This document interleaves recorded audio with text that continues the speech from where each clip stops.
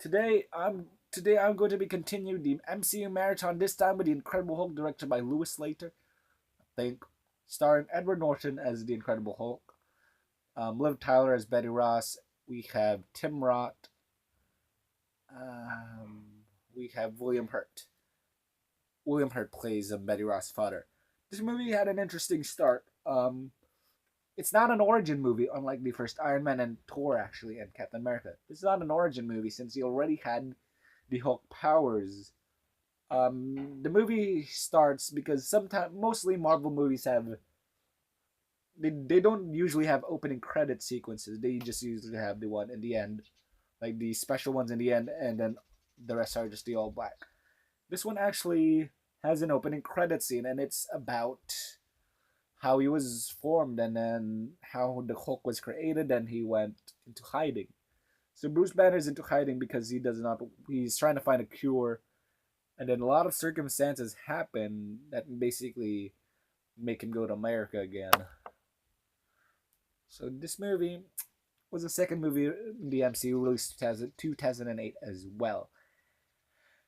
This movie stars Edward Norton as Bruce Banner and the Incredible Hulk, and he was pretty good in the role, but I miss him kind of, but I don't think he could pull the comedic stuff like Mark Ruffalo did because I don't think Edward Norton could be in Thor Ragnarok. Basically, that's gonna be review number 17 because I think Edward Norton did a fine job. I kind of felt bad for his character in the opening. Betty Ross was an okay love interest. She cared enough for Bruce, but not enough. Tim Roth is really underrated as Abomination, if that's if I'm right. He was really underrated as the soldier, the crazy soldier, obsessed soldier. He was really good in this movie. He's an underrated villain. Could have utilized him a bit more, but when he was on screen, it was fine. William Hurt as General Ross, really good. And he's like the only cast member of the Incredible Hulk who returned. He returned in Captain America: Civil War, and like Marvel's like, oh yeah, that movie exists. Yeah, that movie exists. Yes, it exists. People kind of forget this movie exists in the MCU canon because they changed the Hulk actor. Yeah, that's okay. Same character, but the actor is different.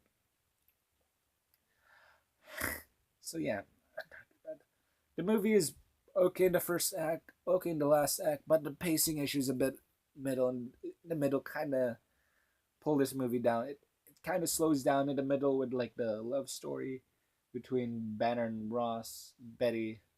So it's almost really good, but it kind of fades to just being good because of the pacing issues there. The CGI is fantastic. I mean, that Hulk looks amazing. And some can argue it even looks better than the one in Thor Ragnarok, which is insane.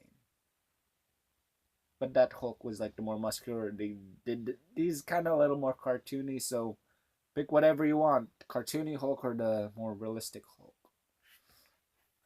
I don't know much more to say about this movie. It's kind of underrated at some points, but it is really slow at some points.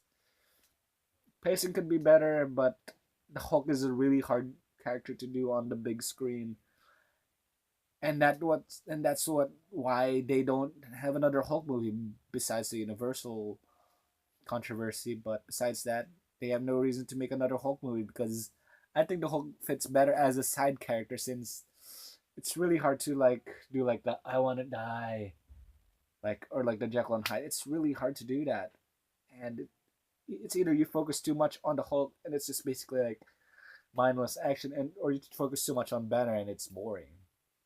They can't the Avengers movies found a nice balance between that, and that's why the Hulk is well liked. And I give this movie a 3.5 out of 5.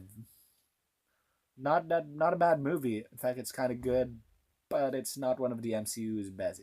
In fact, it's one of the weakest movies in the series. That's my review. Next time we will be looking at Jon Favreau's sequel to this big hit, Iron Man.